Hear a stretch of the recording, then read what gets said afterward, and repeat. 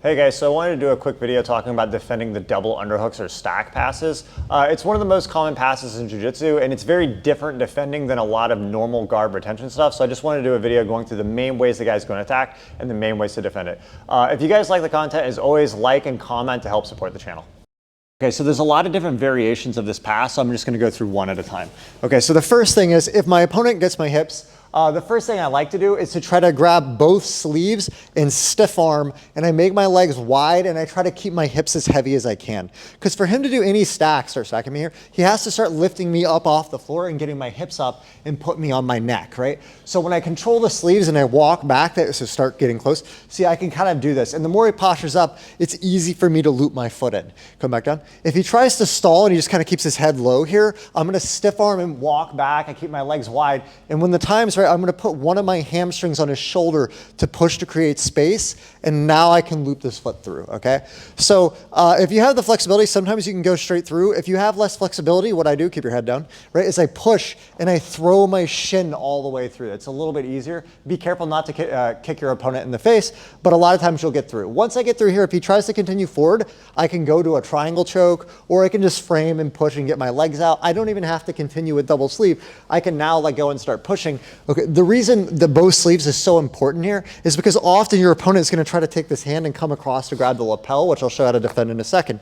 But when I'm here like this, as I stiff arm and I walk back, so you start trying to make the grip across. See, I can stiff arm and push, right? So you're blocking him from being able to progress. So defensively, this is really good. If you find this one's hard or you're a little less flexible, sometimes getting one thumb in the collar, one on the sleeve can be a little bit safer, because now I'll start trying to lift me up and stack me. See, I can keep his head down. See, try to stack me, right? See, I can keep his head down and create distance with this, but it can be a little bit harder to get your foot in. I think this one's illegal now in the IBJJF, but if you're in the gym, sometimes you can snake your heel in the back of his head or the collar like this if he's stalling, and you can kick like that real quick to loop your foot in. That's a really good one as well, okay? If your opponent gets his arm across and grabs the lapel, if he's gonna get this across, it should just be low. You should always be able to, as he's doing this, make your leg heavy by extending so he doesn't get a really high grip. If he gets a super high grip, it's a lot harder to deal with. We're not gonna worry about that. So as he's going across, I feel it, but he gets the low grip. This is still really hard to get rid of. So as soon as he gets that low grip, I'm gonna go over the back on the same side. I pull this lapel tight, now I double grip, and as I extend this leg straight, it's gonna rip that grip off. Once I do that, I can go back to the sleeve, stay tight, and I can start wiggling back, trying to find the space to loop my leg in to start getting back out. Okay, so some guys are gonna try to do more the slow control style where they get the hips and they work across the lapel, and we just worked on defending that. The other style is guys, when they go to this position, they're extremely fast in everything they do, okay? So they don't get control, so what that might look like is like right when he gets under, instead of even grabbing the hip, he kind of grabs your thigh and he tries to shuck this over really quick and pass, okay? When that happens, sometimes you don't have the time to get both sleeves and try to control. He just comes through really quick.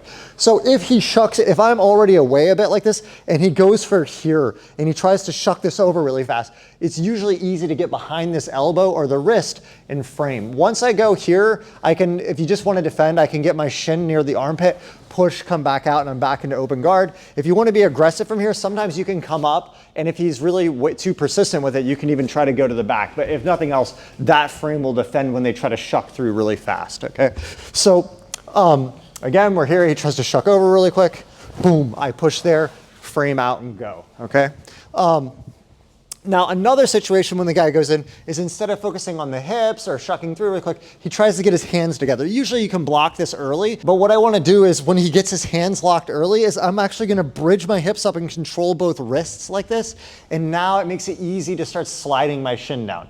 There's a couple of different responses the guy will have once I drop here, but one of the most common ones is he's just at this point, he kind of feels he's losing the position. He's going to try to throw your leg over that way to come around, and I just go back to the same kind of pushing the elbow out, recompose, okay? So again, the two main styles there is he's either going to come in heavy, grabbing the hips or the lapels and trying to stay tight, and in that case, we just get the sleeves, we walk back, we create space, we try to loop the foot in.